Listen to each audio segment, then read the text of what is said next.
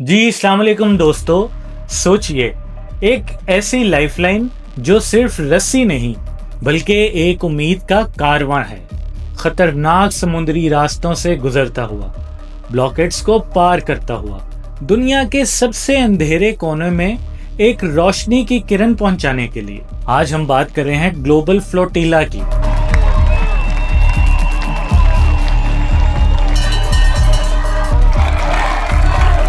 ایک ایسی تاریخ جو ایک بہادر سوچ سے پیدا ہوئی، عام لوگوں کے جوش سے چلی اور تاریخ کے ایک بھولے ہوئے چیپٹر کی یاد دلاتی ہے، جس نے 3.5 لاکھ زندگیاں بچائی تھیں۔ آخر کیا چیز لوگوں کو سمندر پار اپنی جان جوکھوں میں ڈالنے پر مجبور کرتی ہے، اور ورلڈ وار 2 کے ایک واقعے نے آج کی انسانیت کے اس مشن کو کیسے انسپائر کیا؟ یہ سب ہم جانیں گے اس ویڈیو میں۔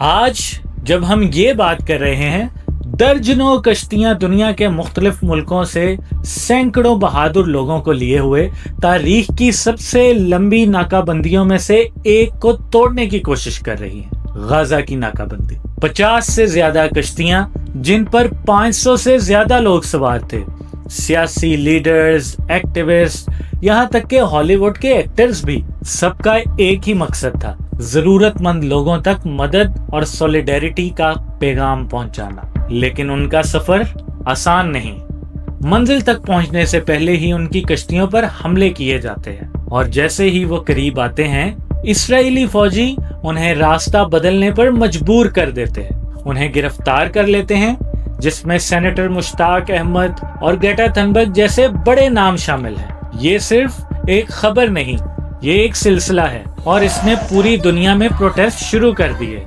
لیکن سب سے دلچسپ بات یہ ہے کہ یہ پہلی فلوٹیلا نہیں ہے۔ گلوبل فلوٹیلا کو سمجھنے کے لیے ہمیں 20 سال پہلے مائیکل شیخ نام کے ایک شخص کے پاس جانا ہوگا۔ آسٹریلیا سے مائیکل پیلسٹین گئے اور غزہ میں انسانیت پر ہونے والے ظلم کو دیکھ کر بے حد غمزدہ ہوئے۔ انہوں نے خود اپنی آنکھوں سے ناکہ بندی کے برے اثرات، بھوک اور پیاس کو دیکھا۔ انہوں نے مدد کرنے اور دنیا کو اس حقیقت سے آگاہ کرنے کا فیصلہ کیا، لیکن ان کے اس قدم کا انجام بہت برا ہوا۔ اسرائیلی اتھارٹی نے انہیں گرفتار کر کے جیل میں بند کر دیا۔ اپنی سیل میں اکیلے مائیکل کو بس ایک ہی بات کا افسوس تھا، انہیں لگتا تھا کہ اب انہیں پیلسٹین واپس جانے کی اجازت کبھی نہیں ملے گی۔ لیکن اس قید میں بھی، اسی مایوسی کے پل میں بھی، ایک بہترین خیال ان کے ذہن میں آیا، ایک ایسا خیال جو سرحدوں کو پار کرے گا اور موجودہ صورتحال کو چیلنج کرے گا۔ Global flotilla. Gaza-bound aid flotilla. A humanitarian flotilla heading for Gaza. But now an aid flotilla bound. Flotilla ایک اسپینش لفظ ہے جس کا مطلب ہے چھوٹی کشتیوں کا گروپ۔ مائیکل کا سوچنا آسان تھا لیکن بہادرانہ بھی۔ اگر میں اکیلا نہیں جا سکتا تو کیا ہوگا اگر ہم ساتھ چلیں؟ اگر پوری دنیا ایک امید کے فلیٹ میں اکٹھی ہو جائے تو ہمیں کوئی انسان نہیں روک پائے گا، اور اگر وہ روکنے کی کوشش کریں گے تو دنیا ان کا ظلم دیکھ لے گی۔ لیکن یہ عجیب خیال ان کے ذہن میں کہاں سے آیا؟ یہ بالکل نیا نہیں تھا۔ Dunkirk evacuation. جب ہٹلر کی فوج نے یورپ میں آگے بڑھتے ہوئے 4 لاکھ الائیڈ سولجرز کو ڈنکرک کے سمندری کنارے پر پھنسا لیا، برٹن میں گھبراہٹ پھیل گئی۔ کوئی ملٹری سولوشن نہ دیکھتے ہوئے نئے پرائم منسٹر بنے ونسٹن چرچل نے ایک ایسی اپیل کی جو پہلے کبھی نہیں سنی گئی تھی۔ انہوں نے ہر سویلین کشتی کے مالک، ہر مچھیرے اور ہر سیلر سے کہا کہ وہ اپنی کشتیاں لے کر انگلش چینل پار کریں اور اپنے پھنسے ہوئے سولجرز کو واپس لائیں۔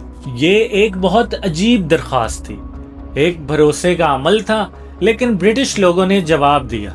انہوں نے اس کو بھرپور طریقے سے رسپونڈ کیا۔ بنا کسی ہتھیار یا ٹریننگ کے وہ جنگ کے میدان میں چلے گئے اور 3.5 لاکھ سے زیادہ سولجرز کو واپس لے آئے۔ ایک سچا کرشمہ۔ یہ پہلی فلوٹیلا تھی، انسانی ہمدردی کا ثبوت مشکل حالات کے خلاف، اور یہ مائیکل شیخ کا بلو پرنٹ بن گیا۔ جیل سے رہا ہونے کے بعد مائیکل شیخ نے وقت ضائع نہیں کیا۔ انہوں نے دنیا بھر سے پیسہ جمع کرنا شروع کر دیا، اپنے خواب کو حقیقت میں بدل دیا۔ 2008 تک ان کے پاس 2 کشتیوں کو ضروری سامان، کھانا दवाइयाँ और कपड़ों को भरने के लिए काफी पैसे थे, और हर रुकावट के बावजूद इस पहली मॉडर्न फ्लोटीला ने नाकाबंदी को तोड़ दिया और सीधा पैलेस्टीन के लोगों तक मदद पहुंचाई। दुनिया ने नोटिस किया। सिर्फ 2 साल बाद इस तहरीक ने और भी जोर पकड़ा। माइकल और उनके साथी दोबारा निकले, इस बार 6 कश्तियों के साथ, जो 10,000 टन सामान लिए हुई थी, और उन्हें टर्की के प्रेसिडेंट अर्दोगान का पूरा सपोर्ट हासिल था।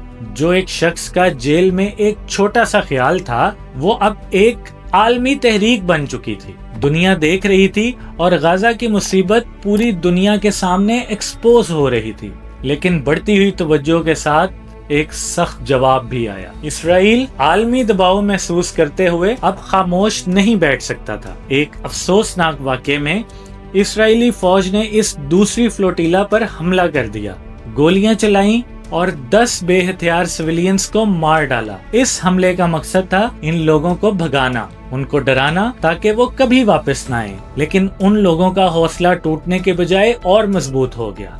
ये फ्लोटीला रुकने की बजाय आगे बढ़ती रही।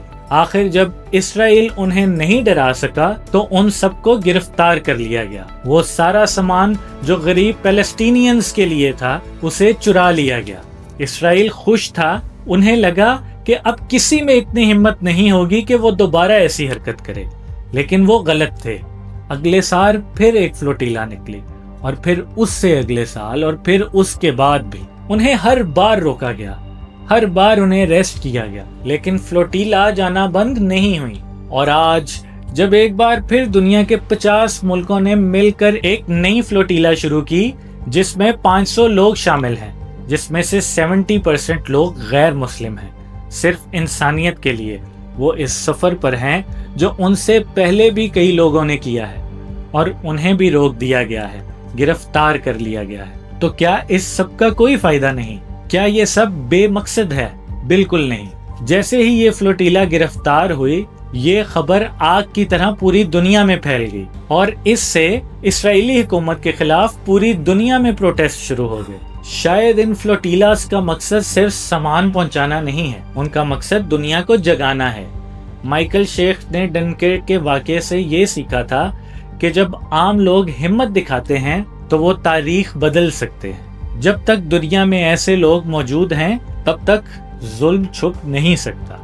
अब सवाल ये है, क्या हम भी ऐसी उम्मीद का हिस्सा बन सकते हैं, या हम चुपचाप हाथों पे हाथ धरे बैठे रहेंगे? ये सवाल मेरे लिए है, ये आपके लिए है, और ये सब हुक्मरानों के लिए है जो गाजा की बिगड़ी हुई सूरत हाल को देख रहे हैं लेकिन कुछ कर नहीं रहे। उम्मीद है आपको ये वीडियो पसंद आई होगी, और अगर आपने इससे कुछ नई जानकारी ली हुई हो तो हमारे चैनल को सब्सक्राइब ज़रूर कीजिएगा। बहुत शुक्रिया।